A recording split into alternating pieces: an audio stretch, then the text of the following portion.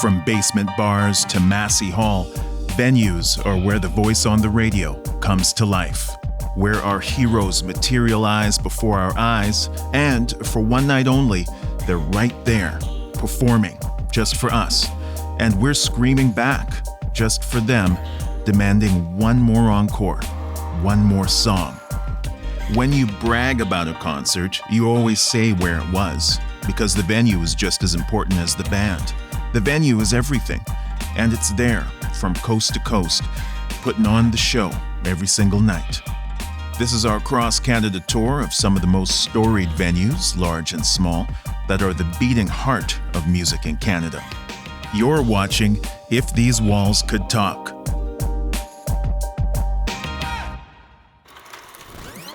Our first stop is where a generation of bands got their start, the Horseshoe Tavern on Queen West in Toronto.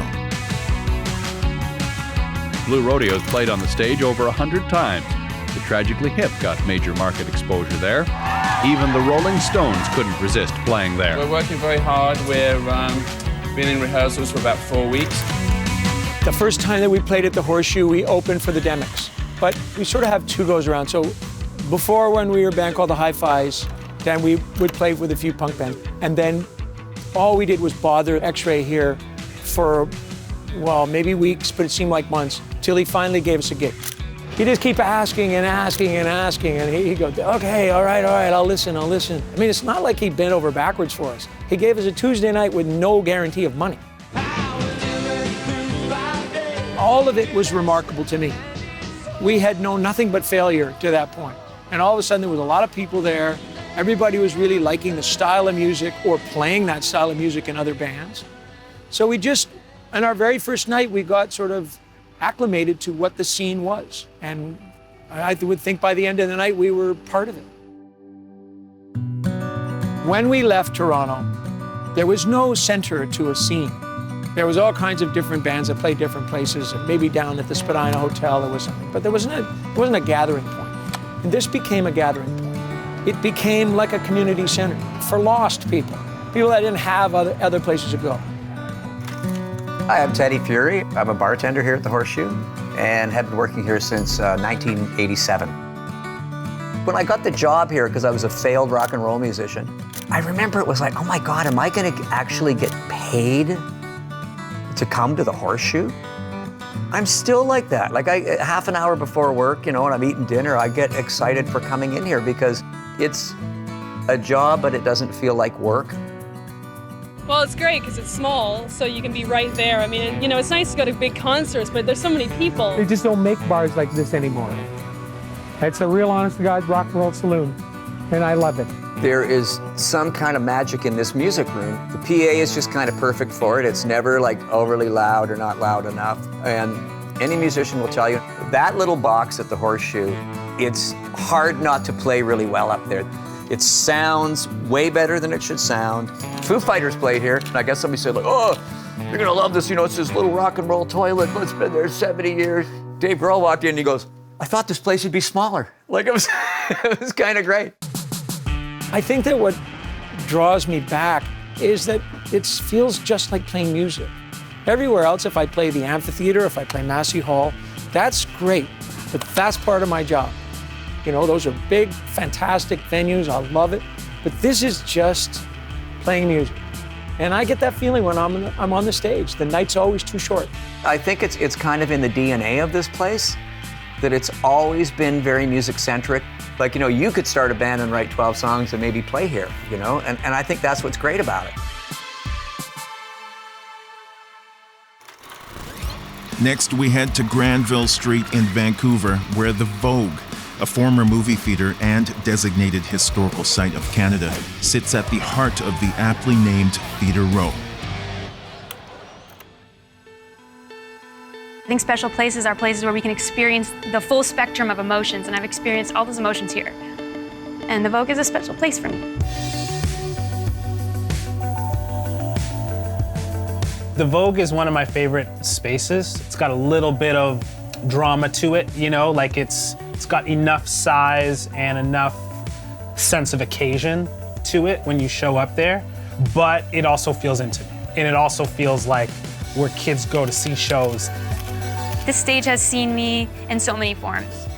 When I was younger and more afraid and nervous, and implementing a larger crew, more music, becoming more confident, more fans showing up, trying new things. I think this stage has seen me grow into the artist that I am. I was a knife in a gunfight. Last performance here was my acoustic tour. The fans planned this really special moment where before the show, and I didn't know any of this was happening, they had passed around these little pink squares of paper, and then during the encore, they put them all in their phones. I remember coming out here for my encore and standing there with holding out my guitar being like, what, this is crazy, because the whole room was flooded with pink sparkles. There is a really specific kind of intimacy to her work, and I think that audiences connect to that, and I think a lot of that has to do with how she's been able to explore vulnerability in her music and do it in a way that feels like it's close to the listener. That's like bigger than having a hit song, and she's had many, and that's bigger than, having a great album and she's had a few. It's just she is their person. First time I performed on this stage was Siberia tour in 2011. It was the biggest headline show I'd done in Vancouver. Had Shad come up. He did a verse on Flux and Flow that night. She's one of these people that I feel like we started around the same time. So there's like this bond. So seeing her in front of her audience is kind of special, right? Because it's like this energy that just, it feeds back and forth. My own show at the Vogue, I knew it would feel special because the room feels special. It was where I was living at the time. So I knew there'd be a lot of familiar faces and stuff. And so that's always a tricky thing to try to prepare for. You kind of want to kill it in your hometown. I've been to a lot of shows there before I played there. So I knew they care about music, and different kinds of music being presented right and sounding right takes away a lot of the unnecessary nerves. You're always gonna have nerves. You just don't like nerves that are because there's too many variables. It's never fun. I saw Prince there in 2013, I want to say it was. He announced, I'm coming Wednesday for 4 nights. I'd never seen him perform live, and it was amazing, obviously. I just remember how surreal it felt that he was that close to us, and to see him on a stage I played, it was just crazy.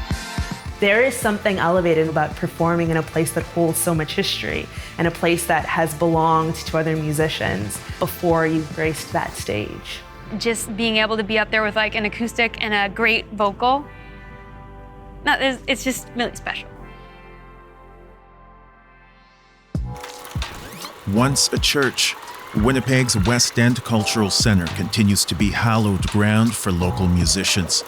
The WECC has a long and proud tradition of fostering Winnipeg's rich music scene.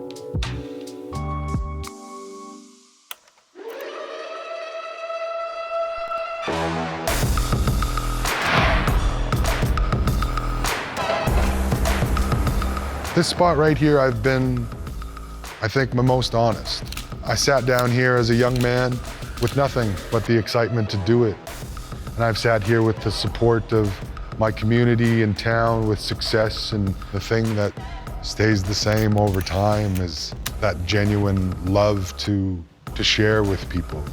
This place has really done a lot of good for shaping my performance so that I can be good out there and bring that enthusiasm back. So West End Cultural Centre, I humbly thank you.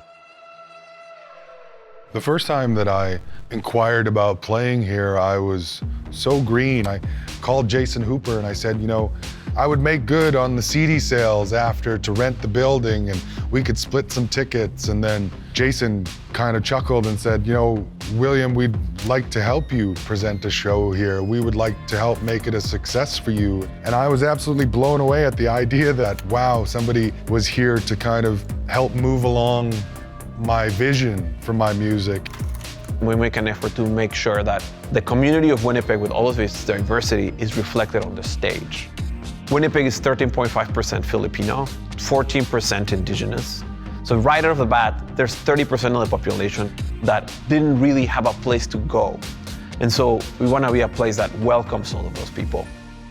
Jeremy Dutcher, incredible artist. Rose Cousins, one of the best albums of 2020. I love her. There's Begonia, 2017. Begonia, one of my absolute favorite Winnipeg artists, crafters and writers. She put on an incredible set of shows. She did 5 nights here. She is a voice unlike any other, truthfully. Here we are. This is one of my favorite venues in Winnipeg. It's the West End Cultural Center, right in the thick of it. There's a soundboard, got the mezzanine, got some artisanal lights, got that lit up, almost looks like a church, West End. Maybe, you know what, yeah, I guess it was a church? It was a church. I put out an album in September called Fear of 2019, September 2019.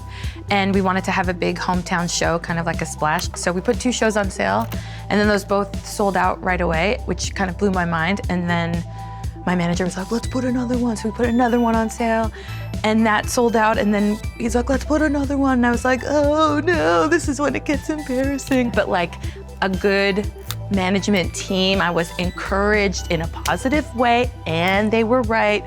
So the 4th show sold out, and then the 5th show sold out, and then I was just like, we have to stop because I'm scared. It was such a career-defining like highlight for me to play those shows here. I was just so taken care of, and just the energy in the building was just so amazing. A lot of kind people in this community that really make this venue run, and that's not lost on me.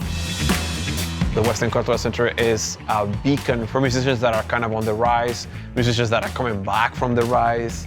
We have seen people like Will Prince, like Begonia, like Royal Canoe come out of this place and go and do incredible things.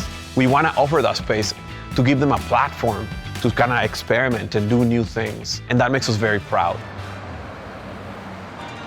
Coming up, a Nirvana concert so legendary that everyone in Edmonton claims they were there, as well as venues from Halifax, Montreal, and everywhere in between.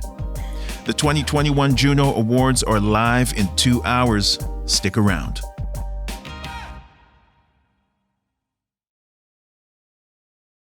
Welcome back to If These Walls Could Talk, a tour of some of Canada's best music venues.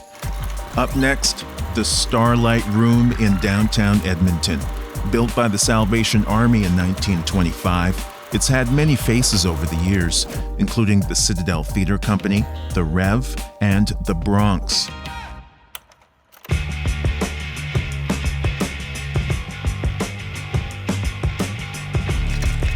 Here we are, right? The legendary Starlight Room.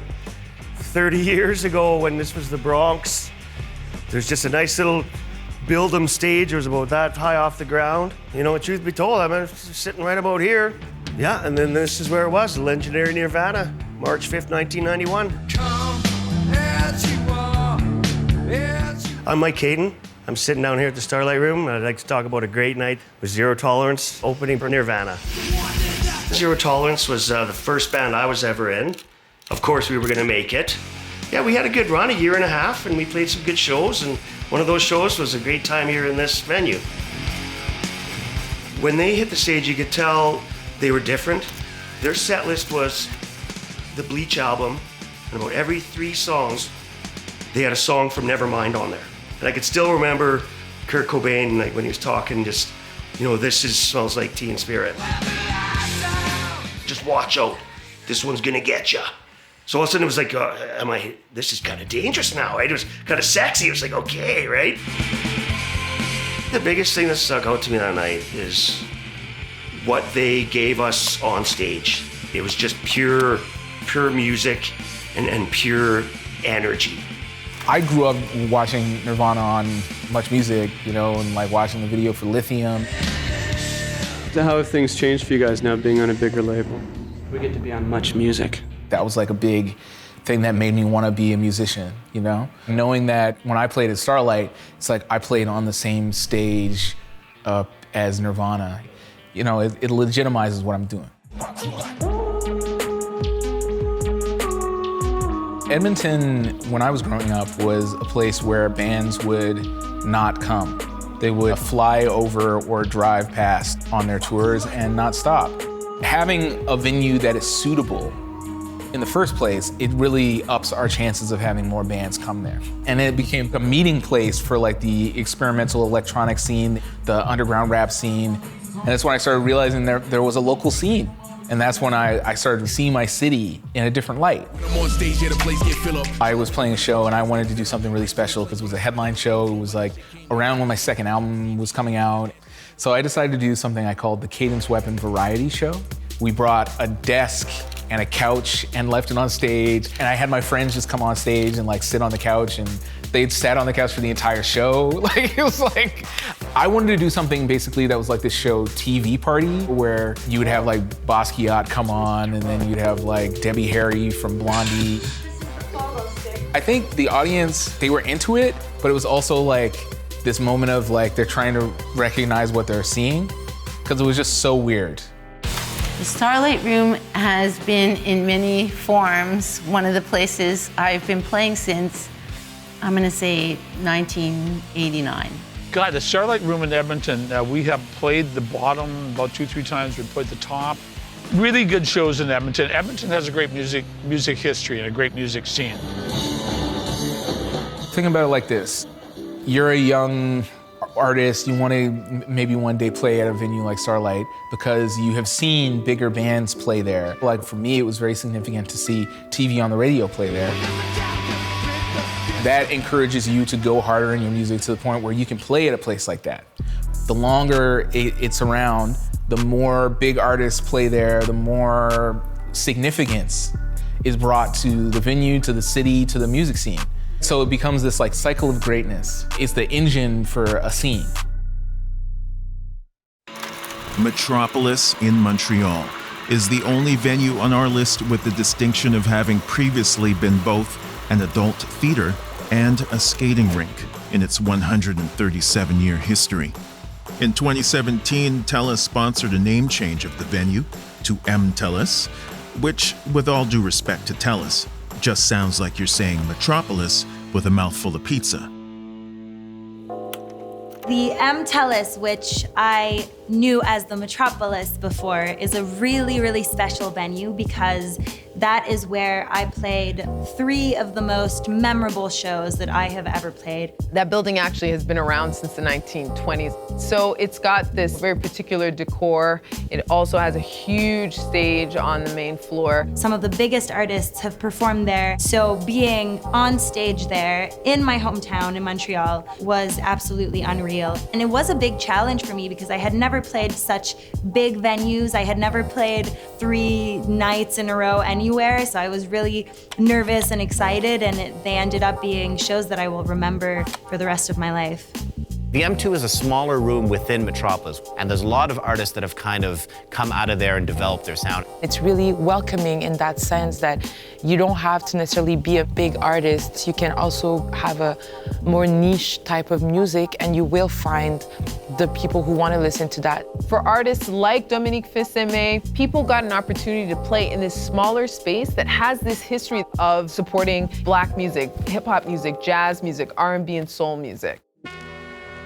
My performance was in the small room upstairs, so it was my very first time at the Jazz Fest, and we did 2 nights in a row that were sold out in this crowded little room. I remember the most how I felt, how warm it was, how hot the room was, but not in an unpleasant way, in a human being connected in one place way. And it made me appreciate that room even more because I don't think we could have created that atmosphere in a bigger room. Like, yeah, we would have had more space to move around, dance, but that's not what we were looking for. We were looking for that proximity. We were looking for that intimacy as well. So it created a very intimate moment that was perfect for the music that I was about to play. And I realized, oh my God, this is exactly where we're supposed to be. Yeah, the Jazz Fest is extremely special. Some of the biggest artists from all over the world have performed it. It's been going on for, I think, 40 years now. It's a very established, very respected festival that every Montrealer looks forward to every summer. We got booked by the Jazz Festival at the M2, and that was kind of like a reaffirmation of the validity of what we were doing. And we got to meet a lot of international artists, we got to develop our fan base. All of these kinds of things reinforced who we were and reinforced what we were trying to achieve. It felt like, yes, Jazz Fest is international and Metropolis welcomes artists from everywhere, but the fact that the place keeps its door open and available to collectives like that want to keep the organic side of the jazz music alive makes it really special. The Rickshaw Theatre has an aesthetic that feels right at home in Vancouver's downtown East End. But beneath layers of tour posters and scribbled graffiti is a theatre designed for a pristine viewing experience.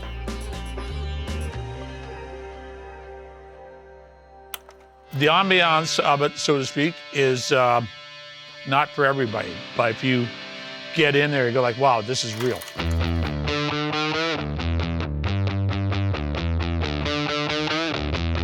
The Rickshaw is a real destination venue. It's got like a lot of grit, just like the neighborhood. The notorious downtown east side in Vancouver, which is a really remarkable place in the world. I don't think there's anywhere like it, any city you go to. We got our start like half a block, 1 block away from the Rickshaw. To me, that area was the birthplace of punk rock in Vancouver. The Rickshaw was originally a kung fu movie theater. In 2009, it got repurposed as a music venue.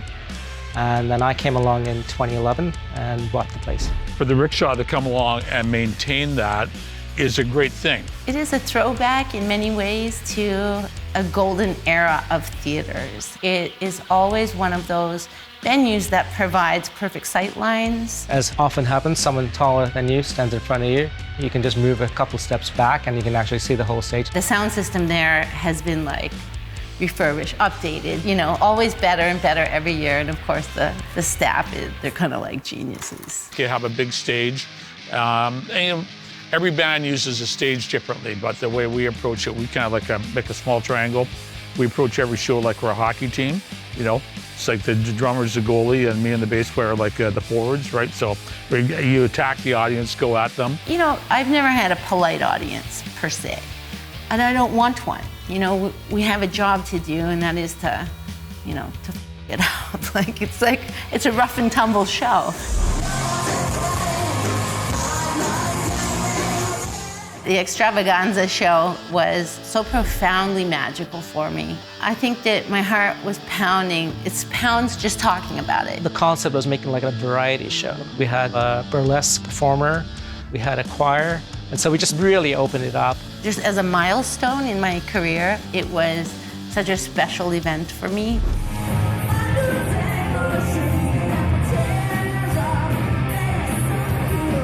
She did have one specific request. Can pipes from 3 Inches of Blood. I happen to know some of the members of the band, and we were able to arrange Cam to actually do a duet with her on stage that night. It's like, I could have died happy. And I always say, you know, there's certain moments in my life, that's definitely one of them. The audience was just so into it. I could overhear people saying, oh, that's one of the best shows I've ever seen.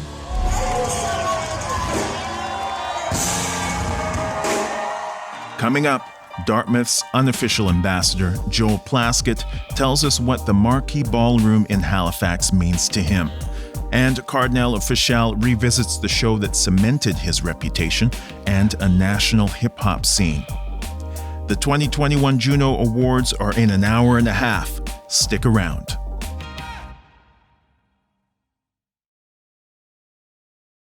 Welcome back to If These Walls Could Talk, our cross-country tour of Canada's live music landmarks. Built in 1936, the CNE Bandshell has long been the perfect place to toast the corn dog days of summer as the music mixes with the sounds of the exhibition's midway. The Bandshell boasts a list of past performers that rivals any venue in the country. Louis Armstrong, Johnny Cash, Joni Mitchell, even Elmo.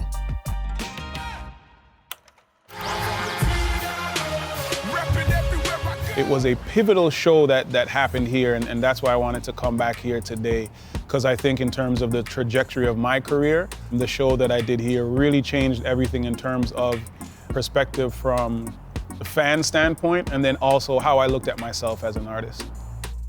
I remember just behind me, you can peek through the door just to see, what the crowd is doing.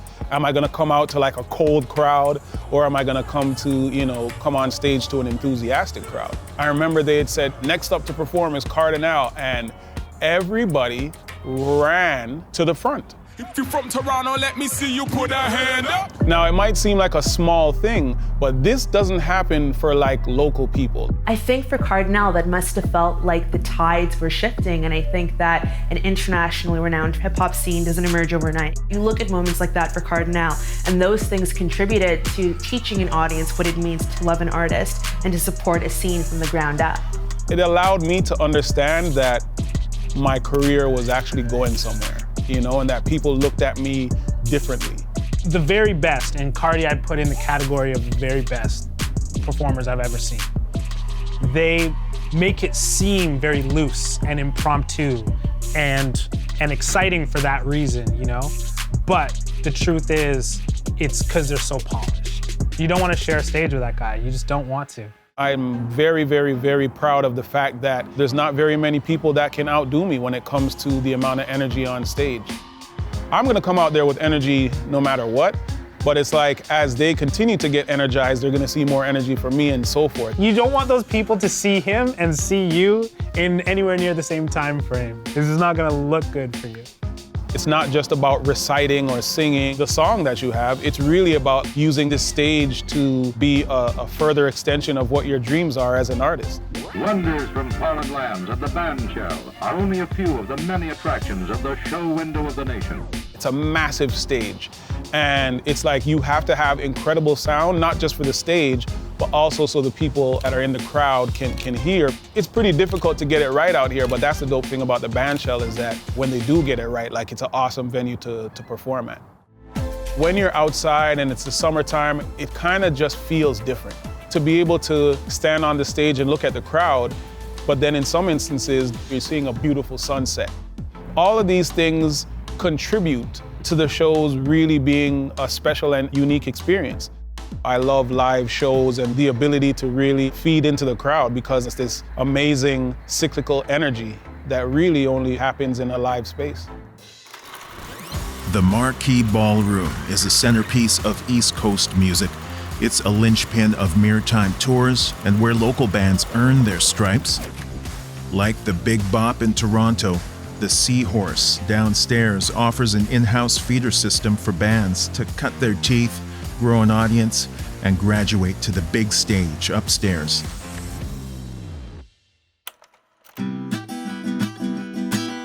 I think it's cool to be standing here, living in the same city, holding this photo of this momentous time. The first time I saw my name on the marquee. I honestly don't know if I remember what I saw in the audience. The first time I walked on the stage, I was probably just so tuned into what I was supposed to do, what was the next song, and where should my capo be. I had a friend who was a photographer that I'd asked specifically to come to get photos because it was a really significant night.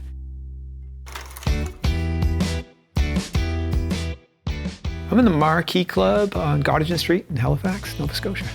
The Marquee's reputation is sort of built on the fact that it's been the destination for touring bands crossing Canada as well as international bands that would come through. We crossed paths with people elsewhere.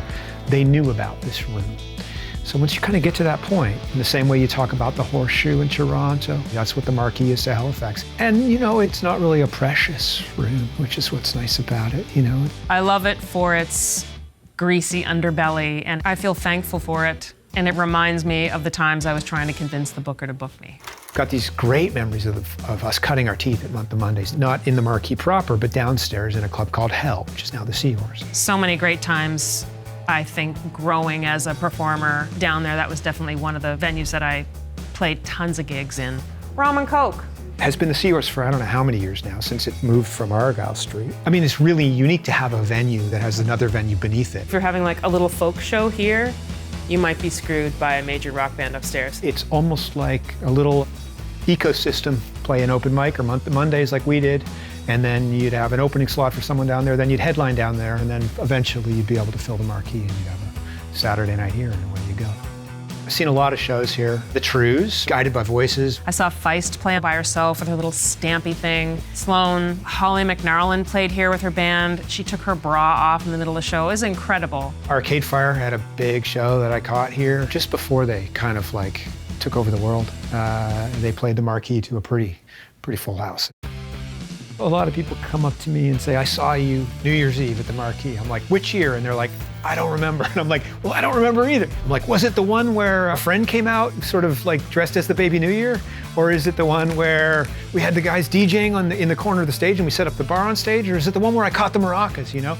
Or when I lost my voice and the audience had to do all the singing. Can I get some more reverb in my monitor? I can't quite hear myself. Can you guys hear me? I go to the mic, it's like, whew, everybody's, you know, raring to go. And I'm like, I'm having a hard time singing, but you're gonna have to help me out. And then I started to kind of sing, and the audience just started singing, like top of their lungs, like just filling the room.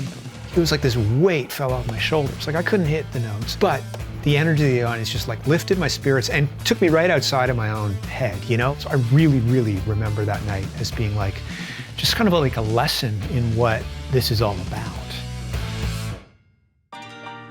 After this, Alicia Cara hosts My Juno's Moment, highlighting the wildest moments of the Juno's 50-year history, followed by the live presentation of the 2021 Juno Awards. Don't miss it.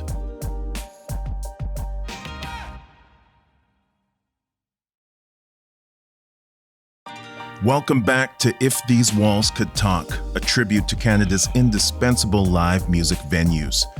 The 2021 Juno Awards are about an hour away, but first, one more for the road on Canada's East Coast. Sure, one music venue is good, but how about a dozen? Why not two? From George Street to Water Street in St. John's, Newfoundland, there's every type of music you might be looking for within stumbling distance. Separated from the rest of the country by the Gulf of the St. Lawrence, the Rock is an entire music industry unto itself.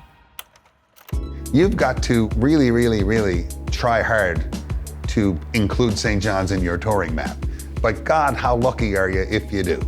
What does that do when most touring bands don't come to your hometown? Well, it forces you to create your own music scene, and it forces you to have your own sort of star system back home. We had our own Tragically Hip, but we had our own Leonard Cohen. And that's a really beautiful thing.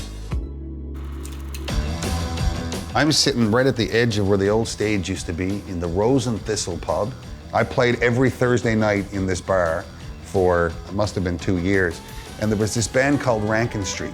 And when they went to form a new band, they asked me to join. And that's exactly how Great Big Sea started. I just kind of knew it first as the home of Ron Hines. When Ron Hines makes that bar your home, it becomes the bar of great songwriters. It's just one of dozens of music pubs in the downtown of St. John's between Water Street, Duckworth Street, and of course on the famous George Street. It's like a supermarket. Are you in the mood for trad music, folk music, electronic music, metal, anything? You can find it in about 45 steps. Places like the Rose and Thistle make up this cool night out, you know, to wander back and forth between them all in a music crawl of sorts. And I didn't know how unique it was to have that in your city. It wasn't until I started, you know, going around the rest of Canada and the United States, I discovered that, you know, some people might even get in a car to go to a restaurant. And I was like, what? Even now when I go home, I'm excited to hear the trad music and excited to hear all that stuff, and I love it so much. But my favorite nights are the nights where I get to experience all that Newfoundland has to offer. Finally, our tour arrives at Massey Hall, Canada's most hallowed music ground. Every other venue is a stepping stone to here. It's the site of countless legendary live albums, including the greatest jazz concert ever, where Charlie Parker famously performed with a toy saxophone. It is a temple, a site of worship, and is the highest honor for a Canadian musician to perform on its stage. You never really know what you're gonna get with venues, but something I do remember about Massey Hall is the depth. And I remember I could sing, like when I was doing sound check, even just like singing a cappella with no mic, your voice just like transcends and it just feels like it sort of comes back to you. You can hear the walls, you can hear the windows, you can hear the seats, you can hear the wood, and it presents some challenges because you have to work around the idiosyncratic nuances of the room and the building. The sound kind of wraps around you. It's something about the way that it's shaped, especially when you have the crowd singing back to you. It just feels like the music is sort of all around you and underneath you. It's kind of indescribable. Or not kind of, it is very indescribable. You know, you get out there and it's almost like you feel people tapping you on your shoulder, reminding you that you're not alone, reminding you that you're not the first, and placing you in this history, this legacy. There are so many albums and artists that are attached to that venue.